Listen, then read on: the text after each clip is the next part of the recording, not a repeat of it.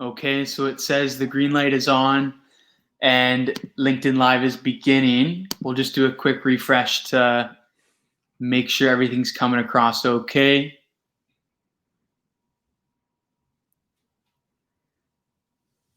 And I think we are live. Cool. So welcome everyone. I'm here with Eric Tremunde, another Vancouverite, co-founder of Now Innovations, an incredible keynote speaker. I think over 350 stages. We'll double check shortly. And just a renowned kind of expert in building communities and teams that can work in amazing ways. So I wanted to bring on Eric today just to hear his thoughts on how so much the world is changing as we speak, and just hear his feedback on ways that each of us in our own working lives can approach the future of work. Thanks for coming. Hey, Joel, thanks for having me. It's good to see Ryan Gill in the comments as well. I'm excited to have this conversation, man. I mean, we've seen more change in the last 8 weeks than it seems that we've seen in the last 8 years. And, I think collectively we're trying to figure it out. We're trying to build a more intentional future. And I think that's what we're here to chat about today. Awesome. Well, to start things off, can you share a bit about what your life was like before all the craziness began? January, I was in Nashville, Memphis, Miami, Orlando. February, Kelowna, Toronto, Calgary. March, went down to LA on March 13th, flew back that evening because things were starting to get real crazy.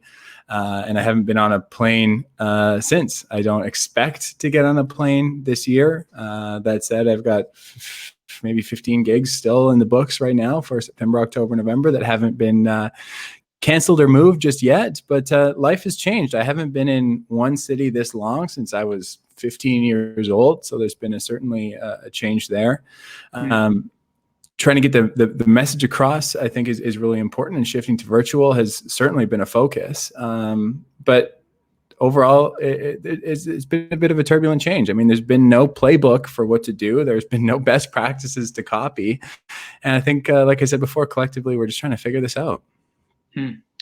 And kind of listing off all the places you've been the last couple months, moving from X amount of miles on an airplane to staying in one place for this kind of amount of time. Has there been any, I know you're sharing a lot of lessons online, but has there been one key kind of life moral or lesson that you've taken away from having that life pivot? Yeah, if you connect with great people like Joel and have great people like Ryan in the comments, that great things happen. So Ryan, I'll be reaching out to you after, and I really appreciate that. Look, we've gone from miles to meters essentially in my logbook right now, and the virtual transition, I'll be honest with you, is a tough one. I'm trying to provide as much value as I possibly can, but the message that I shared 6 months ago is not going to be the message that I share 6 months from now, even 6 days from now. I've been really pushing myself to write a lot, and I think in the last 6 months, the last 2 months, I've probably written 70 or 80,000 words now. It's not all good content. It's not all going to the publisher by any means, but it's forcing me to think. And in times like this, what I've realized is that innovation comes in two forms. Either it's forced or it's chosen. Let's dive into that a little bit. COVID in many ways forced a lot of us to innovate. If we didn't, we were going to die. And I don't mean that necessarily on a personal level. I mean in an organizational level. Let's take retail, for example. If our city was in lockdown and retail was forced to shut down, put a lock on their doors, and not open at 9 o'clock on Monday morning, either they were forced to go online or they weren't going to make it. They might have a burn rate of X dollars. They might have 3 months of life to live. And if you don't innovate in that time, there's nothing left. So a lot of us were forced to innovate in this time. But what happened is a lot of us then moved from the office to home. And just like that turbulent change forced us to then start something brand new again. At that point, though, we then had the choice as to whether we were going to innovate and get ahead or not. And I think a perfect example of this is Domino's Pizza. Back in 2008, 2009, Domino's was forced to innovate. They did a bunch of customer surveys and they asked their customers, how do you like our pizza? Unfortunately, people said that it tasted like cardboard, that their sauce tasted like ketchup, that their cheese just didn't even taste like a dairy product. Domino's was nearly $1 billion in debt. And at that point, they were forced to innovate, because if they didn't, they weren't going to have a company very soon after. And so they did. They brought chefs in from all over the place. They tried new recipes. They tried new styles. They tried new times in the oven. They totally rebuilt their main product, which of course was pizza. And from there, once they had a great product, then what they did is they chose to innovate after that. Okay, so you can look at Domino's right now, and I think they've got something like 14 different ways to order a pizza. You can do 10 clicks, 5 clicks, 2 click, 1 click, even no click.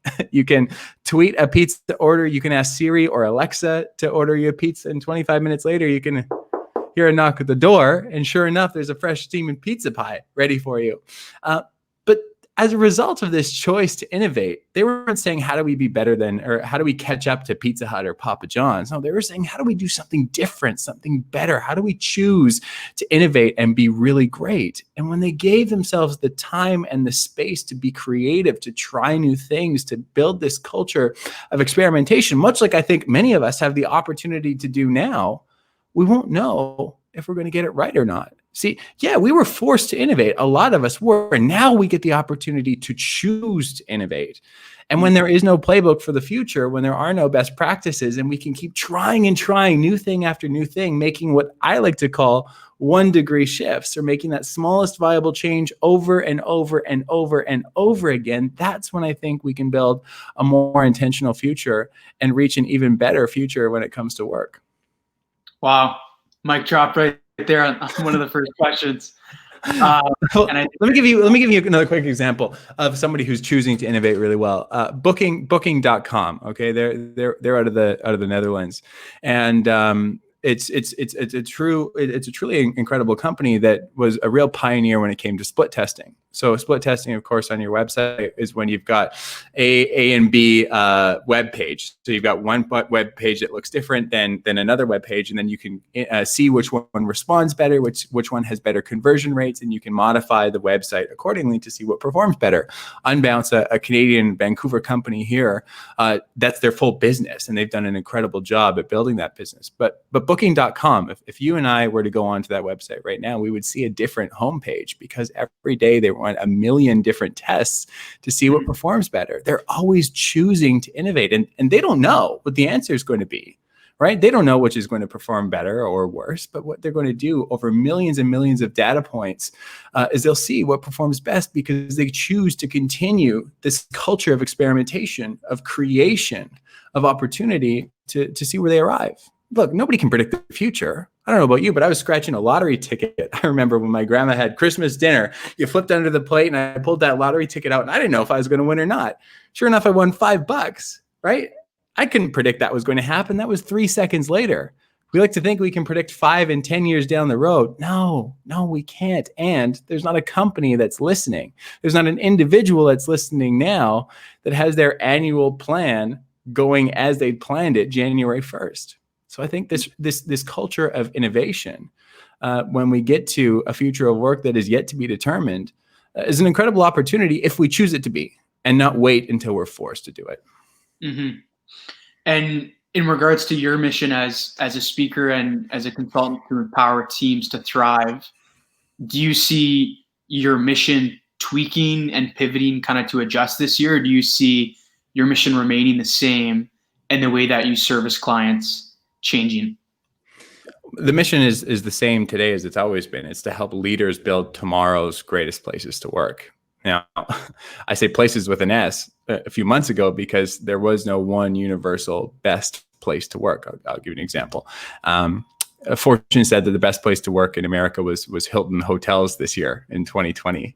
The second best place to work was Ultimate Software. I would go so far as to say that the people that work at Ultimate Software wouldn't necessarily want to work at Hilton, and the people at Hilton wouldn't necessarily want to work at Ultimate Software, but they're both great places to work if you attract the right people that want to work in that environment. Now, here we are. The future of work pretty much knocked on our door on March 14th and just like showed up unwelcome and unannounced. I kind of compare the future of work arriving kind of like the Kool-Aid man did, busting through the brick wall, whether you wanted him there or not. But it's here. And so the future of work, we can talk about being remote and flexible and everything else. But I think what we need to understand is that I think that we've entered this period of, I got to be specific here, this period of mass decentralization of culture. Okay. I think culture lives in a different place than it ever did before. And I'd be curious to get Ryan's take on this too. But let me ask you this. What country are you from? I'm asking obvious questions, but let's get to the point. What country are you from? Is this me or Ryan? This is you, Joel. Canada. Yeah. Okay. So you adhere to the Canadian laws and rules, of course. What province are you living in? BC. Which, of course, you're going to adhere to Mr. Horgan and on all of his rules. Bonnie Henry, our Lord and Savior, over the last little while, and everything she says to keep the province safe. What city are you living in right now? Vancouver. Vancouver, and even more specifically than Vancouver, if we were to narrow it down a little bit, to Langley. Langley, yeah, sure. And so, really, where you're at right now is Langley. And while you would still adhere to the rules and regulations of even Vancouver or British Columbia or Canada, what's happening in Toronto doesn't matter as much as what's happening in Langley right across the street from you, right? I think the same thing is happening with workplaces. You might have a global organization or even a national organization like TELUS that has the TELUS rules, mission, vision, values, which are always still important and we'll adhere to. But then you've got the varying different departments or offices that, of course, you'll adhere to as well. And then you've got your immediate team. And right now, that is the absolute most important thing that we need to talk about. Because when we look at this decentralization of culture and we see that everyone's remote and flex, the one group of people that I'm most responsible to right now are the only ones likely that I'm talking to. And that's my immediate team, right? And so, yes, we're going to know that culture is important, cascades and transcends all the way through the organization. But I think culture very much lives in how we communicate and interact with our immediate team right now, knowing that we're not going to be walking through the kitchen to see other people from different departments. We may not have even been in the office for 8 or 10 weeks. And so how we actually communicate and interact with each other on our immediate teams is, I think, one of the major things that we're sort of missing right now in creating and maintaining a great place to work. Knowing that that place isn't the office that it used to be. It might be your dining room table like I'm in right now. Well said. Thinking back on that comment, you had someone jump in the comments. Lauren was wondering around the preaching of rapid transformation and wondering if you see this mentality as having consequences if experiments are conducted too quickly. Hey, Lauren, good to see you. Good to see that you're on here. Great question. And my thoughts are this. I think rapid transformation is actually really important depending on the scale. So if we're looking at experimenting on different business models or completely different trajectories and angles that we're taking the company, there I think we can have major consequences for sure. But I like to talk about this idea of a 1 degree shift or the smallest viable change we can make over and over and over again. Where are we seeing a little bit of friction and where can we remove that friction? If we change that focus from trying to pivot or experiment on business models and instead focus on the little things that we can always iterate on and that we could always look to transform 1 degree, 1 decision, 1 little shift at a time, that these little experiments will have smaller consequences, therefore won't cost us as much. But if we look at the venture capital world, you get VCs who are investing in companies all the time. If they miss 9 out of 10 and lose their money 9 times, but go 100 to 1 on the 10th, well, they're thinking that's a pretty successful run of 10 companies that they invested in. The way that I see it is if we can take 10 different experiments, fail on the bottom 9, or more importantly, if we rephrase it to learn about the bottom 9 and the 10 takes us 100 to 1, it's a pretty good use of time. See, Thomas Edison invented the light bulb. It took him 10,000 tries, or at least that's what it was quoted to do. He didn't say that he failed inventing the light bulb 9,999 times. He said, I learned 9,999 ways to not invent a light bulb. if we change our mindset from one that's failure to one that's learning and development, that what we take from the examples that didn't work and apply it to potentially what could, that's what I think will get us to where we're trying to get next faster. Love the answer. Hopefully that was enough for Lauren. And if not, I'm sure she can send you a note to continue the chat. Regarding kind of the topic that I think people are just kind of uncertain about regarding the future of work, is there kind of a 3, 4, 5 prong kind of strategy that you'd advise them on approaching kind of the ambiguity of the future, and what kind of 5 core pillars that might rest on? I think it's less about pillars and more about identity. I'm going to challenge the premise of future of work for a second. I've been thinking about this a lot over the last couple of weeks, and maybe I'll preface by sharing some of those thoughts first before I get into what the realization was. If we look, I did a quick look, and the NYT was sharing last week that in America, I believe it was 28.1% of employees in America were deemed essential. Okay, so you look at grocery workers, you look at people in the supply chain, you look at truckers, you look at bankers, you look at doctors and nurses, et cetera, et cetera, et cetera. Their work hasn't changed all that much, right? I mean, other than a piece of plexiglass in front of you, some gloves, maybe a mask, and a 6-foot separation from the person that you're working with, their workplace hasn't changed all that much. We're talking a quarter or more of working Americans. The same roughly applies to candidates too.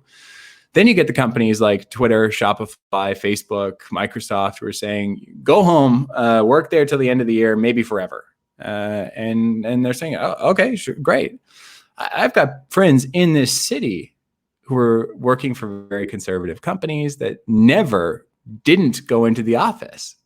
They've been at the office for the last 9 weeks. Blows my mind, but it's happening. So their future of work looks a little bit different too, in that it probably isn't changing much. Look, I walked through Stanley Park the other day, most days, and there's a horse-drawn carriage pulling people around. And then I went to London Drugs to pick up something, and I saw that there was an advertisement for vinyl records.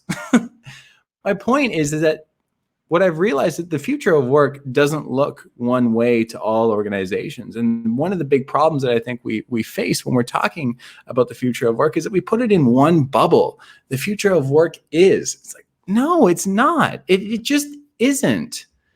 So what I want to share with you and how I want to challenge this notion of the future of work is that the future of work is not a destination.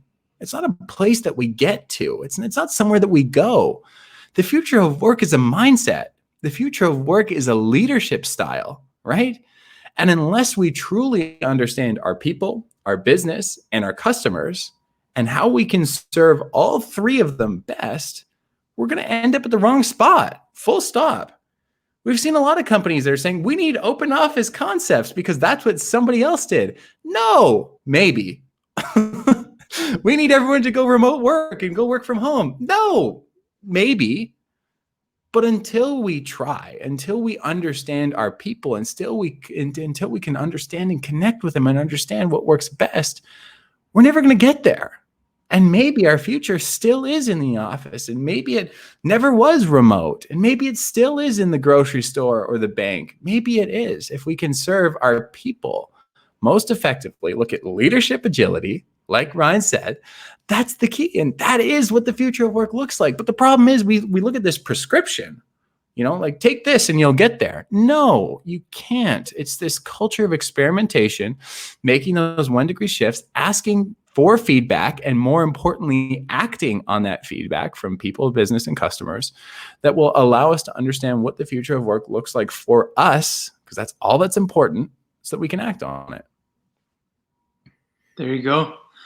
With that in mind, jumping out of kind of the working world and looking at people that are in post-secondary studies or just getting their foot in the door, coming into the workforce. Mm-hmm. When you look at that idea of agility and making that 1-degree shift, if they're just starting out their journey, what's your advice to those folks that we're going to be going to approach a job that was going to be there and now it's gone?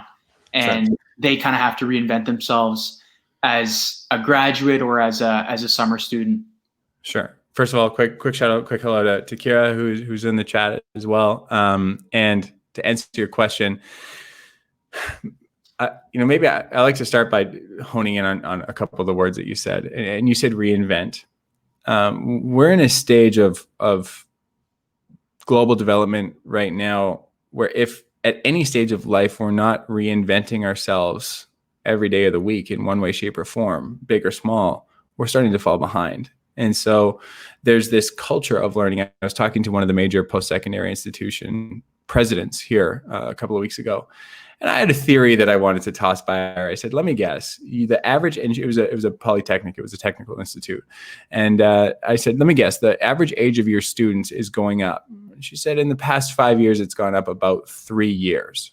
So what we're seeing is this lifelong learning is forcing us to keep going back to school, to keep relearning, to keep upskilling and reskilling and continuing to reinvent ourselves. I mean, what was it? 65% of the jobs that 12-year-olds are going to fill haven't been created yet. And I don't think any of us can possibly even comprehend what that world looks like.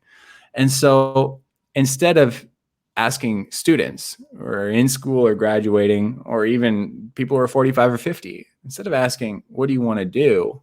What I would rather ask them is, what problem do you want to solve?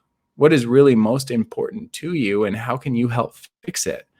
Because if there's something I've learned is that our spectrum, our awareness of the careers and opportunities out there is so limited. I remember playing the game of life with my parents where you'd spin the thing, it would click. It's a 1 to 10. You'd hit the careers part of the board game, and it was like teacher, athlete, police officer, doctor, accountant, and a couple others. But between that and knowing that my dad was a geologist, my awareness of the world around me and the jobs that I could do and the positions that I could fill was pretty negligible, pretty much zero, really. I came to Vancouver and I realized there was like C-SPAN and there was forestry and there's all these marine jobs that I didn't even know existed. I came to look at consulting and these different industries and all of the wonderful opportunities within them. And so I would say to students, learn from people that you really respect and admire and start to solve the problems that really affect you most.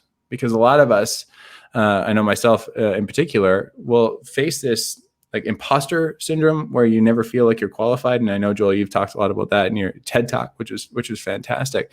But if that problem means enough to you, that you want to solve it bad enough, not only will you be qualified faster than anyone else, but it will really come from the heart and you'll be the exact one that needs to help fix it. Don't look at what I want to be, or don't even necessarily look at what company that you want to work for.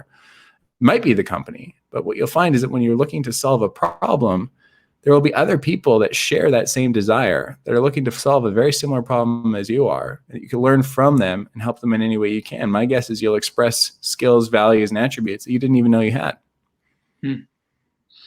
And kind of going off that wavelength, a lot of the questions I hear regarding starting of those ideas or figuring out a problem that you want to solve is that kind of imposter syndrome of, I haven't done it. I don't have any experience. I'm not the right person for the job.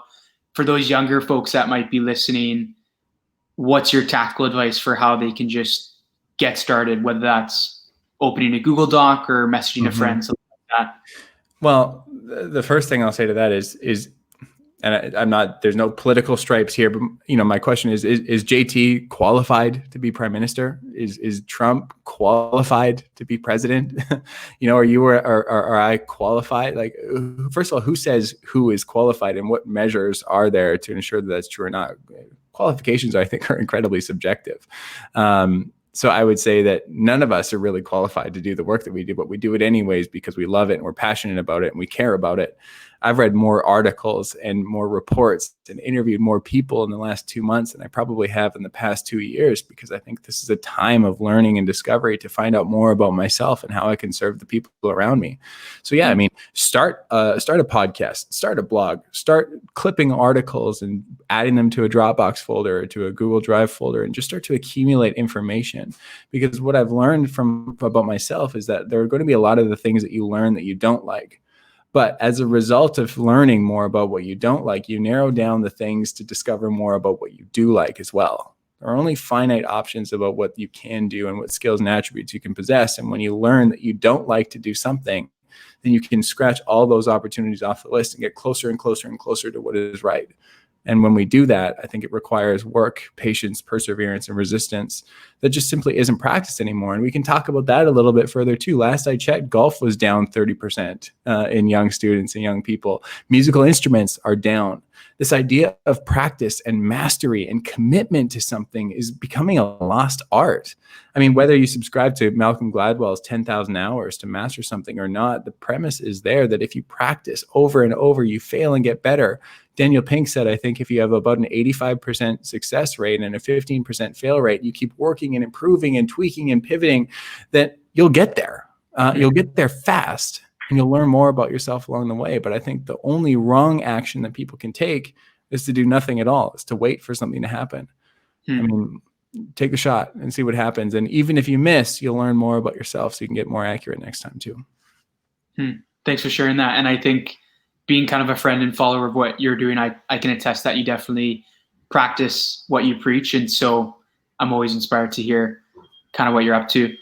Look, I mean, the truth is that the amount of things wrong that I've done along the way, and I mean, I'm just getting started. I promise you, my failures in the next 18 months will be more than the last 36 because I've learned that failure is my only way to success. If I keep doing what I know is right, I will never grow, learn, and develop. If I continue to try new things, push the envelope, push the boundaries, try even new presentation styles, sit in a different light, try a different way to engage people, we're going to miss. We're going to miss, full stop. And because we miss, we get to learn. And that the beauty in that learning process, I think, is so important. And when we apply that to the future of work, to our people, to how we apply ourselves, the sky's the limit. With keeping a pace on the articles and the iteration, the practicing that you're doing, I'm seeing kind of that need to balance how much we spend online versus how much we spend kind of in deep focus and mastering what we're. Do you have any advice on how you've been able to navigate that balance? I spent a lot of time reading articles to learn about what Elon Musk did before 9:00 a.m., to learn about Richard Branson's 5 things he does before breakfast, to learn Ellen and Oprah's fall asleep routine. Doesn't work for me. And the reason is I don't want to be Musk. I don't want to be Branson. I don't want to be Ellen, or I don't want to be Oprah. I admire them and respect all of them. Of course, absolutely. They're some of the most successful people in the world. Is that right? Maybe, but that's what we like to call them. But success to them is not success to me. And so my routine has been this art of figuring out what works best for me. And the first thing that I did was stop reading those articles because it forced me to think that I needed to be like them. My day starts at 5:54 is when my alarm clock goes up because that's what works for me. And I put in 10.0 kilometers on the road. I was home by 7, showered, had breakfast by 7:30, had my first interview or whatever it was by 8:00. And that's how I started my day. I'll tell you what, it's not how I'm going to start tomorrow. And it's not how I'm going to start the next day either. When we can pull ourselves together and see what works best for us, that's when I think we'll only find what makes us happy. It's ensuring that we're comparing apples to apples. And I think the only way that we can compare apples to apples is to compare who we were are today with who we were yesterday. I don't think my routine is going to work for you, and I don't think your routine is going to work for me. And as a result, I think that requires courage to discover what's best for us and know that it may only be best for us.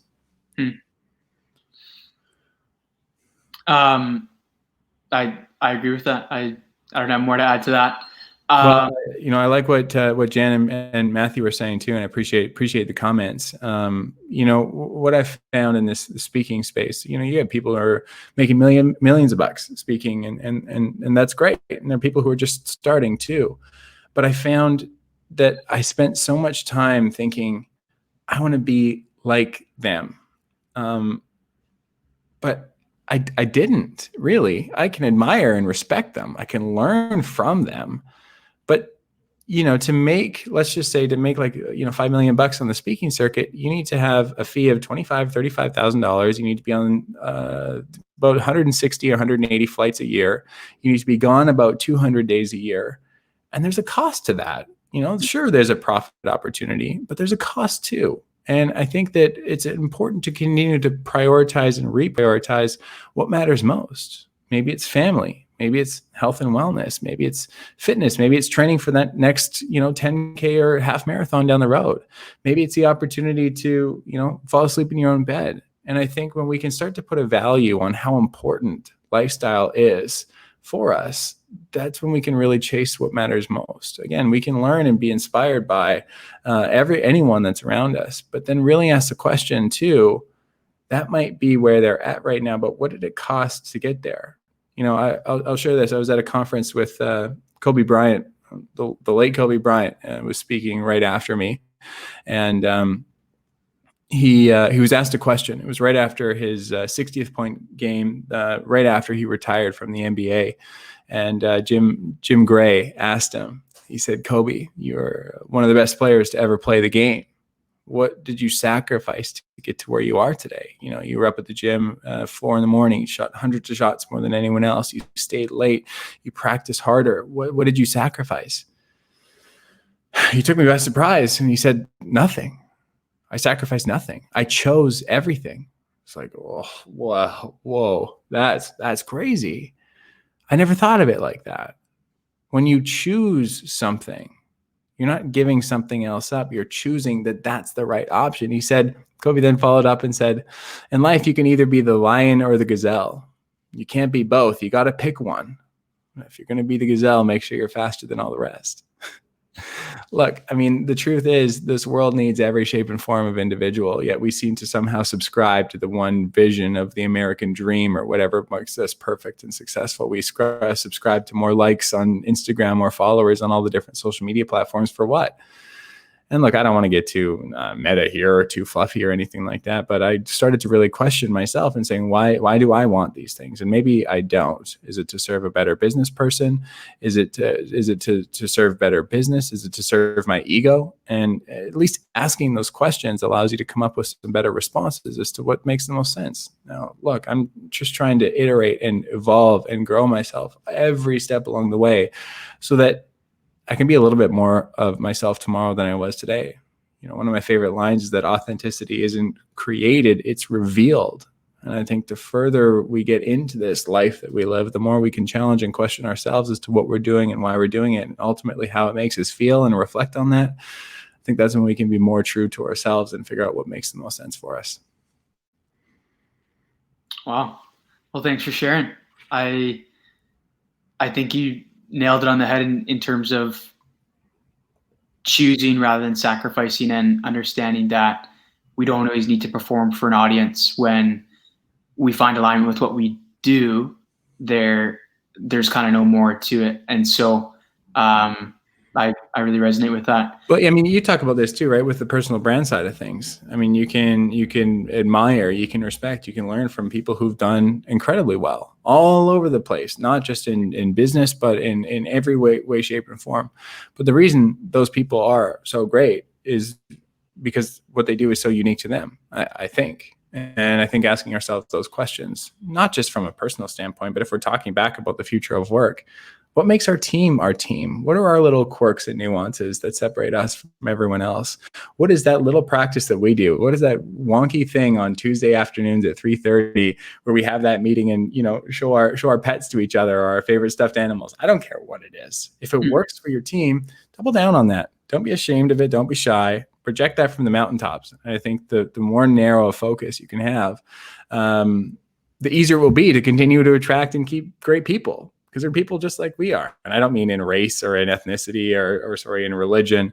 I don't mean in age and sex. I don't mean any of that. I mean in the style and how we like to do things. Bring different opinions, perspectives, backgrounds to the table, but ensure that there's alignment in how we like to get our work done. I think that's so important. Well, thanks again for coming on to LinkedIn Live. Any last resources or ways for kind of people to find you or connect with you after the interview? Yeah, I mean, LinkedIn, obviously, here we are. Let's have a chat. I'm launching a newsletter next week. Would really appreciate it if you could subscribe. I think you are too. So let's do that. I'm writing a lot. I'll be publishing a lot more. And if you have any questions, any comments, COVID here. Thank you, Matthew. We're a couple months into this now, and I don't think we're stopping anytime soon. But let's chat. I mean, that's what I love to do. It's a time of learning. It's a time of sharing. It's a time of empathizing and relating with each other. I certainly don't have all the answers. I'm just trying to figure it all out, just like the rest of us are. But if we continue to experiment, if we continue to try new things, I think we'll create a more intentional future. I think the future of work is incredibly bright. Truthfully, I think the best days are yet to come. Well, thanks again for sharing the wisdom and being humble with kind of sharing your own story and what you've come to learn and all the places you've been.